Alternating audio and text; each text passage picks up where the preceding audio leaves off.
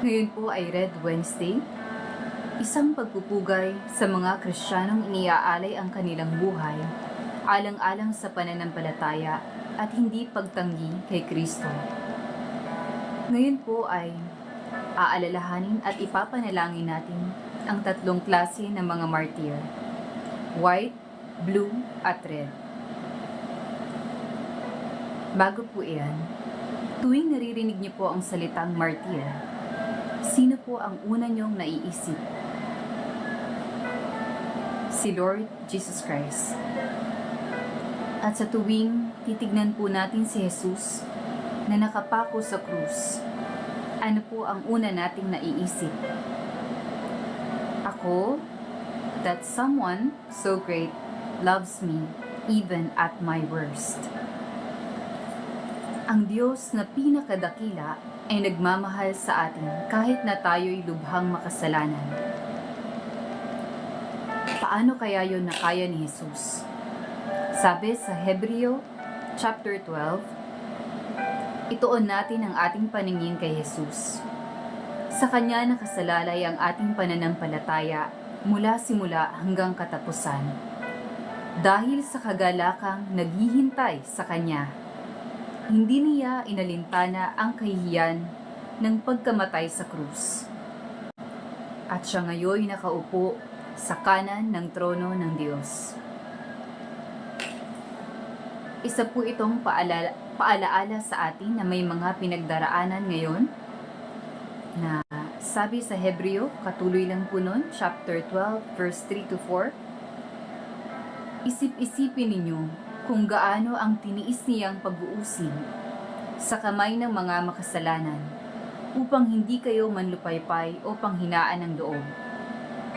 Hindi pa humahantong sa pagdanak ng dugo ang pakikipaglaban ninyo sa kasalanan.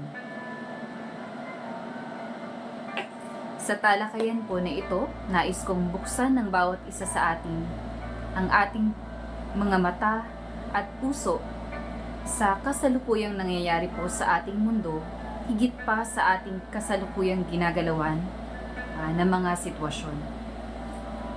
Sino po ba ang mga martir? Bukod po sa ating kilalang martir o ang mga martir na red, pula, na dumanak ang dugo alang-alang sa pananampalataya, ang mga martir din po ay yung mga nagpapakabait dahil mahal nila si Lord, kaya sumusunod sila sa kanyang mga utos at sinisikap nilang magmahal kagaya ni Jesus, kahit na mahirap at kailangang magsakripisyo. Ang tatlong klase po ng martir ay itong mga ito: white, blue, at red. So, hello po sa mga nag-join. Ang unang martir na ating inaalaala at ipinapanalangin sa talakayan pong ito ay ang mga white. Sila yung bagamat hindi pa umaabot sa puntong kailangan nilang magpakasakit at tumanak ang kanilang dugo, ngunit habang sila ay nabubuhay, ay nakakaranas sa mga paghihirap dahil sa kanilang pananampalataya at pagsunod sa Diyos. Inaalaala at pinapanalangin po namin ang mga kagaya ng white martyrs, yung mga kakaiba na laging pinag-iinitan, pinag-iisipan ng masama kahit wala namang masamang ginagawa. Yung mga patuloy na nagpapahayag ng mabuti kahit hindi pinapakinggan. Yung mga patuloy na gumagawa ng mabuti kahit na sa kabila noon, hindi pa rin mabuti ang trato ng kanilang kapwa sa kanila. Ang mga nananatiling tapat kahit niloloko na, ang mga nagpapakabuting mga leader na tinatanggihan ang korupsyon. Mga manggagawa na kahit nagipit ay hindi nanlalamang sa kapwa. Mga magulang na patuloy na itinataguyod ang kanilang mga anak sa mabubuting pamamaraan. Ang mga asawa na kahit tinutukso at kinakantsawan ay nananatili pa ring tapat at loyal. Ang mga estudyanteng nagsusumikap, ang mga hindi nagpapadala sa depresyon at tukso ng pagpapakamatay, at ang mga patuloy na lumalaban para piliin at isabuhay ang tama. Sila po ang mga white martyrs na ipinapanalangin at pinagpupugayan po natin dahil sa kanilang matapat na pagsunod sa halimbawa ni Kristo. Pangalawang mga martir na atin pong inaalaala at pinapanalangin ngayon ay ang mga pari. Sila ang Blue Martyrs. Sila po yung mga pari, madre, relihiyoso, relihiyosa na tumugon sa tawag ng Diyos, na ialay ang buong sarili at buhay nila sa Diyos. Kahit na bakahin nila ang lungkot na wala silang sariling pamilya o mga anak na makikitang lumaki at mag-alaga sa kanila. Saludo po kami sa inyo sa bawat pagod na tinitiis alang-alang na maiuna ang kapakanan ng kapwa. Yung matutulog na lang, tatawagin pa sila dahil may malapit ng mamatay na ninanais mangumpisal. Tayong mga nakikinig, sana maalaala po natin at pasalamatan, ipanalangin din sila. Sa kanilang bawat pagtitiis, yung mga nagtitiis po ng payak at simpleng buhay, mga monghe at mongha na malayo sa mga kaaliwan ng mundong ito, yung mga nasa monasteryo po na alang-alang na mas mapaglaanan nila ng oras ang pagdarasal, pagkilala at pakikiisa sa Diyos, kahit na minsan ramdam nila na parabang napag-iwanan na sila at hindi na sila kabilang sa mundong ito. Pero nagtitiis dahil alam nila sa puso nila kung ano ang tawag sa kanila ng Diyos at yon ang sinusunod nila. Kayo po, baka meron kayong nararamdaman na tawag ng Diyos na matagal nyo nang hindi tinutugunan.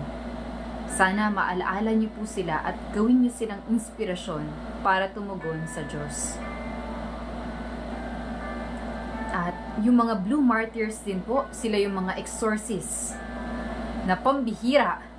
Walang normal na tao ang gugustuhing humarap sa masasamang puwersa na ito, lalo na kapag nakakatakot ang itsura at powers nila. Pero kayong mga exorcists, umuo kayo sa Diyos. Alang-alang din na matulungan nyo ang kapwang napeperwisyo o sinasaniban. Yung mga missionaries din po sa kanilang bawat sakripisyo, lalo na ang mga lumayo sa pamilya at bansa, alang-alang sa paglilingkod at pagbabahagi kay Kristo para mas marami pa ang maligtas. Saludo po kami sa pagtitiis nyo ng lungkot at homesickness, sa halimbawa po ng inyong pagsasabuhay ng pagmamahal sa Diyos, sa pamamagitan ng paglilingkod sa kapwa ng walang hinihintay na kapalit. Lalong-lalo na po yung mga missionaries of charity, kagaya ni Saint Mother Teresa of Calcutta. At ang ikatlong klase po ng mga martir na ating inaalaala at pinapanalangin sa araw na ito ay yung mga nag-alay mismo ng sarili nilang buhay. Silang mga nagdusa, sinaktan, pinahirapan, at nakaranas ng lubhang mahirap at madugong pagkamatay, na maaaring bukod pa dito ay nagdusa na din bilang white o blue martyrs noon. Kagaya po ng mga apostol, mga martir, bayani, mga santo at santa, at mga banal, kilala man o hindi. Silang mga walang awang pinatay, namatay dahil sa pambobomba, mga minaltrato, winalanghiya, pinagtawanan, kinawawa at pinahirapan. Inaalaala po natin sila ngayon.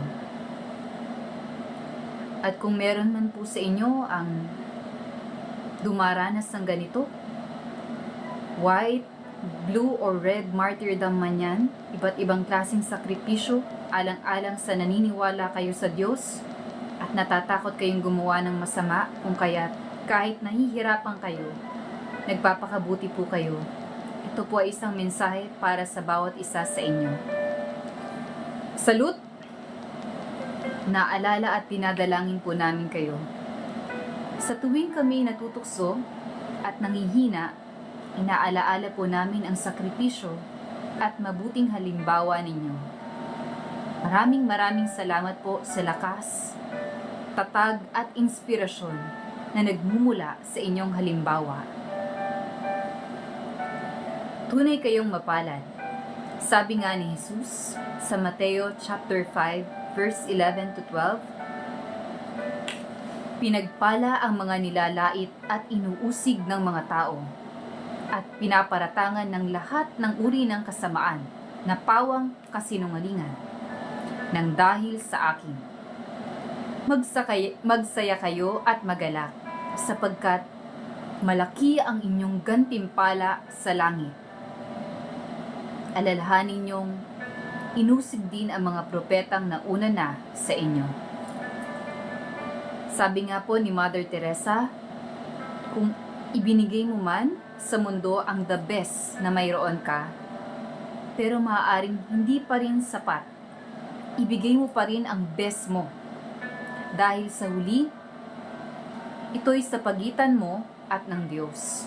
Hindi naman ito tungkol sa pagitan mo at ng ibang tao. Muli, isang malaking pagsaludo po sa inyong halimbawa at inspirasyon na dulot. Minsan, kapag tayo po ay masyadong nasa kamunduhan, naglilibang, masaya, nakakalimutan po natin sila.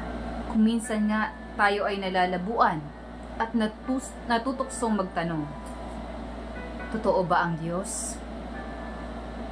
Totoo ba si Kristo? Alalahanin natin ang buhay at dugong inialay ng mga martir na nagpatotoo sa Diyos at kay Kristo. Kahit buhay pa nila ang kapalit nito, pinanindigan nila ang katotohanan hanggang sa huli. Ako po, pag minsan tinutukso ni Taning kung totoo ba si Lord, ito po ang pinaisip sa akin at kinakanta ko. Baka makatulong po sa inyo. The blood of the apostles and the saints are the proofs that can never be denied. The blood of the apostles and the saints are the proofs that can never be denied. So, pasensya na po, hindi talaga ako singer. So, sa tuwing dadasalin po natin ang dasal na sumasampalataya, lalo na sa bawat misa, nang tayo ay sama-sama, sana maalaala po natin na ang pundasyon ng dasal na ito ay buhay at dugo ng napakaraming namatay na mananampalataya. Hindi po nila kakayanin yun kung sila lang. Sila po yung patotoo na tunay ang Diyos, na siyang kinapitan nila at tumulong sa kanila upang manatiling tapat hanggang sa huli.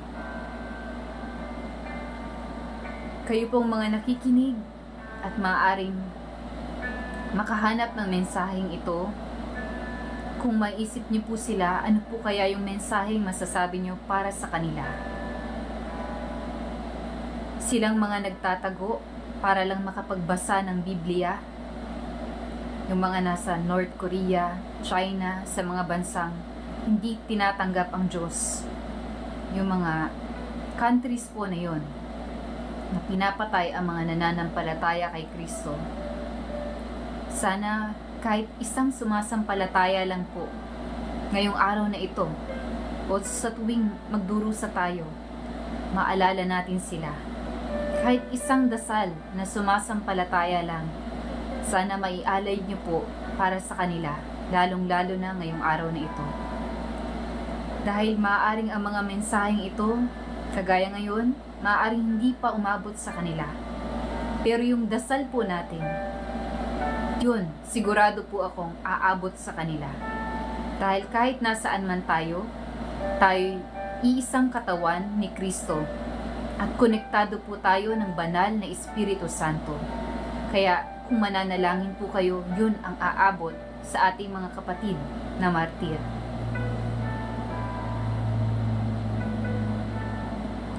Paano po kaya yun, no? Kung walang mga bayani at banal na pinanindigan yung tama, na ipinaglaban yung katotohanan, siguro wala tayong kapayapaan na tinatamasa ngayon. Siguro hindi tayo naging masagana at umusbong ang ating kultura, ang ating teknolohiya. Di siguro tayo nakapag-aral kung walang mga matitinong tao na kahit buhay nila ang kapalit, ginagawa po, inaalay, alang-alang nang naipagtanggol yung tama at panindigan yung katotohanan. Ano po, bukod sa pananalangin ang pwede nating magawa para sa mga kapatid nating martir? Yung mga hindi po nila magawa-gawa o hirap sila na gawin, na sa atin naman ay tinitake for granted lang po natin. Ano po kaya sa tingin nyo yung mararamdaman nila na tayo mga may pribilehiyong makapagbasa ng Biblia, makapagdasal sa Diyos, nang hindi natatakot na papatayin ka pag nakita ka nagdadasal? Tayo mga may pribilehiyong umattend sa misa at makaisa si Kristo, tanggapin ang kanyang mga salita, katawan at dugo. Ano kaya ang mararamdaman ng mga martir na ito po yung inaasam ng kanilang puso, ipinaglalaban at ikinakamatay, alang-alang lang na maranasan at makamit? Ano kaya yung mararamdaman nila kapag nakita nila tayo na may kakayahang gawin ang mga bagay na ito, pero hindi natin ito ginagawa? Sana huwag niyo po silang hayaang malungkot.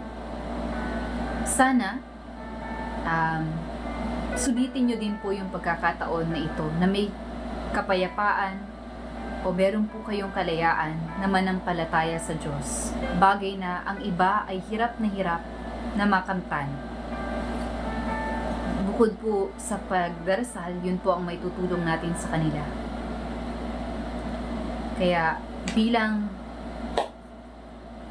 closing po, dito sa ating talakayan, kung si Jesus tinignan at pinili ang hinaharap, kung saan naligtas kanya at kasama kanya sa buhay na walang hanggan, pagkatapos ng matinding pagdurusang ito,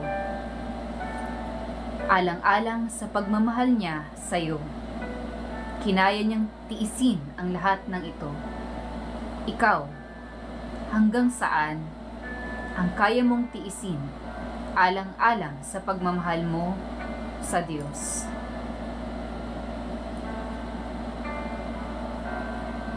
Sama-sama po tayong magdasal ng isang sumasampalataya para sa kanila. Sa ngalan ng Ama, ng Anak at ng Espiritu Santo. Amen. Sumasampalataya ako sa Diyos Amang makapangyarihan sa lahat, na may gawa ng langit at lupa. Sumasampalataya naman ako kay Hesukristo, iisang anak ng Diyos, Panginoon nating lahat. Nagkatawang tao siya lalang ng Espiritu Santo, ipinanganak ni Santa Mariang Birhen, ipinagpakasakit ni Poncio Pilato, ipinako sa krus, namatay inilibing, nanaog sa kinaroroonan ng mga yumao, nang may ikatlong araw, nabuhay na maguli, umakyat sa langit, naluklok sa kanan ng Diyos Amang makapangyarihan sa lahat. Doon magmumula, paririto at huhukom sa mga nangabubuhay at nangamatay na tao. Sumasampalataya naman ako sa Diyos Espiritu Santo, sa banal na Iglesia Katolika, sa kasamahan ng mga banal, sa kapatawaran ng mga kasalanan, sa pagkabuhay na muli ng mga nangamatay na tao, at sa buhay na walang hanggan. Amen. Isang pinagpalang Red Wednesday po sa ating lahat. God bless you po. At sana maalaala niyo po ang ating mga kapatid na martir. At kung kayo man po ay isa sa kanila na may pinagdaraanan ngayon, pinapanalangin at inaalaala po namin kayo. Mabuhay kayo. Saludo po sa inyo. Pagpalain nawa kayo ng ating Diyos, ang Panginoong Hesus, at ang banal na Espiritu Santo. Amen. God bless po sa ating lahat.